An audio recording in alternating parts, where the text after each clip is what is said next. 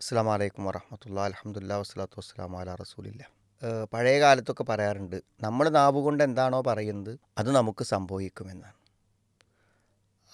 അതുപോലെ തന്നെ അത് പിന്നെ ഒരു സത്യസന്ധമായിട്ടുള്ള പ്രസ്താവനയാണെന്നോ അല്ലെങ്കിൽ നമുക്കതിനെന്തെങ്കിലും പ്രമാണങ്ങളുണ്ടെന്നൊന്നും അത്ര കൃത്യമായി പറയാൻ പറ്റുന്ന ഒരു കാര്യമല്ല. പക്ഷെ അതിലൊരു ആശയമുണ്ട്.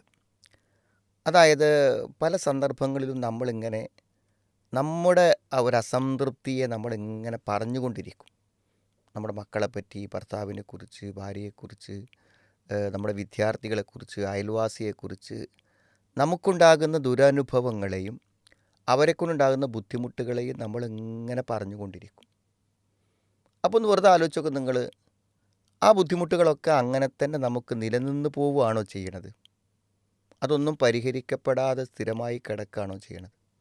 അങ്ങനെയെങ്കിൽ ആ ഒരു തത്വം വെച്ചിട്ടാണെന്ത് നമ്മൾ പറഞ്ഞുകൊണ്ടിരിക്കുന്ന കാര്യം നമുക്കങ്ങനെ സംഭവിച്ചു കൊണ്ടിരിക്കും എന്ന് പറയുന്നതിൻ്റെ ആശയപരമായിട്ടുള്ള അതിൻ്റെ ഒരു പൊരുൾ അതാണ്. അപ്പോൾ നമ്മളിവിടെ ശ്രദ്ധിക്കേണ്ട ഒരു കാര്യമെന്ന് ചോദിച്ചാൽ, നമ്മളെപ്പോഴും നമ്മുടെ നാവ് കൊണ്ട് ഇത്തരം കാര്യങ്ങൾ പറയുമ്പോൾ നമ്മളിൽ നിന്നൊരു പ്രാർത്ഥന ഉണ്ടാവുന്നുണ്ടോ എന്നുള്ളതാണ്.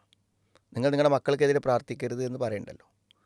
നമ്മുടെ മക്കളെ പറ്റി ഇങ്ങനെ പറയുമ്പോൾ ഒന്ന് നന്നാവൂല, ശരിയാവൂല എന്ന് നമ്മളിങ്ങനെ അറിയാതെ പറഞ്ഞു പോകുന്നുണ്ടായിരിക്കണം. അങ്ങനെ പറഞ്ഞു പോയാൽ ഒരുപക്ഷെ അവരങ്ങനെ ആവാൻ നമ്മുടെ ആ വർത്തമാനം കാരണമായാലോ? നമ്മൾ ചിന്തിക്കേണ്ടതില്ലേ അത്? ഭാര്യയെക്കുറിച്ച് കുറ്റപ്പെടുത്തി പറയുമ്പോൾ അവൾ എന്തായാലും ശരിയാവില്ല, എത്ര കാലമായി ഞാൻ അങ്ങനെ പറയണോ, അത് അങ്ങനെ തന്നെ ആവുള്ളൂ, നന്നാവൂല എന്നൊക്കെ നമ്മളിങ്ങനെ പറയുന്നുണ്ടോ?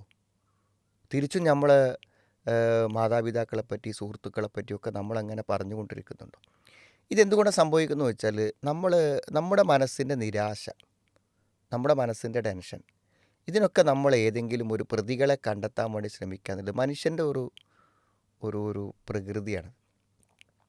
എന്ത് സംഭവിച്ചാലും ഞാനല്ല ഉത്തരവാദി എന്ന് കണ്ടെത്താൻ നമ്മളെപ്പോഴും ഒരു പ്രതിയെ തിരഞ്ഞുകൊണ്ടിരിക്കും. അത് നമ്മുടെ ഒരു സ്വഭാവത്തിൽപ്പെട്ടതാണ്. ഈ പ്രതികളെ കണ്ടെത്തുവാനുള്ള നിരന്തര പരിശ്രമങ്ങളാണ് നമ്മുടെ വൈകല്യങ്ങളെയും നമ്മുടെ മാനസിക അസ്വസ്ഥതകളെയും നമ്മുടെ പ്രയാസങ്ങളെയും തിരിച്ചറിയാതെ മറ്റുള്ളവരിലൂടെ നമ്മുടെ പ്രശ്നങ്ങളുടെ കാരണക്കാരെ കണ്ടെത്താൻ വേണ്ടി ശ്രമിക്കുമ്പോൾ നമ്മളെപ്പോഴും അസ്വസ്ഥരായിരിക്കും.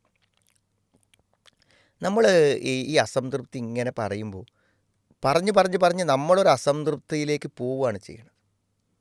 എപ്പോഴും നമ്മുടെ പ്രശ്നങ്ങൾ ഇങ്ങനെ പിറുപിറുത്ത് പറഞ്ഞ് നമ്മൾ എപ്പോഴും അസ്വസ്ഥരാണെന്ന് നമ്മളെ സ്വയം ബോധ്യപ്പെടുത്താനും, അതേപോലെ തന്നെ കേട്ട് നിൽക്കുന്നവർക്കൊക്കെ എന്ത് ചെയ്താലും ഈ ഒരു സംതൃപ്തി ഇല്ലാത്ത ഒരാളാണ്, ഒന്നിനെയും ഉൾക്കൊള്ളാത്തൊരാളാണ് എന്ന് നമ്മെക്കുറിച്ച് മറ്റുള്ളവർ വിചാരിച്ച് പോകാനുമല്ലാതെ ഇതുകൊണ്ടൊക്കെ എന്ത് പ്രയോജനമാണ് ഉണ്ടാവുക എന്നുള്ളതാണ്. ഇവിടെയാണ് നമ്മളൊരു പരമാവധി മറ്റുള്ളവരുടെ തകരാറുകളെ കുറ്റപ്പെടുത്തി ജീവിക്കുന്നതിലൊരർത്ഥമില്ല. അതൊക്കെ അങ്ങനെ നിലനിൽക്കും. നമ്മളെ അത് ബാധിക്കാതെ, നമുക്കത് മാനസികമായി പ്രശ്നങ്ങൾ ഉണ്ടാക്കാതെ നമ്മൾ വിശാലമായി വിട്ടുവീഴ്ച ചെയ്ത് മുന്നോട്ട് പോവുക മാത്രമേ സാധ്യമുള്ളൂ. അതുകൊണ്ട് നമുക്ക് വിഷമവും ബുദ്ധിമുട്ടും ഉണ്ടാക്കുന്നവരെക്കുറിച്ചും നിരന്തരമായി ഇങ്ങനെ പിറുപിറുത്ത് പറഞ്ഞ് ശാപവാക്കുകൾ പറഞ്ഞ് അതെല്ലാം അതുപോലെ തന്നെ നിലനിൽക്കുന്നതിലേക്ക് എത്തിക്കുന്നതിനേക്കാളും നല്ലത് അവരുടെയൊക്കെ അറിവില്ലായ്മക്കും അവരുടെയൊക്കെ ബുദ്ധിയില്ലായ്മക്കും വിട്ടുവീഴ്ച നൽകി നമ്മളതൊക്കെ ക്ഷമിച്ച് സഹിച്ച് നമുക്ക് സംതൃപ്തി ഉണ്ടാകുന്ന വർത്തമാനങ്ങൾ പറഞ്ഞ് ഉള്ളതിൽ തൃപ്തിപ്പെട്ട് ചാരിതാർത്ഥ്യത്തോടെ ജീവിക്കുന്നതായിരിക്കും മനസമാധാനത്തിന് നമുക്ക് ഏറ്റവും ഉപകരിക്കുന്നത്. അള്ളാഹു സഹായിക്കട്ടെ.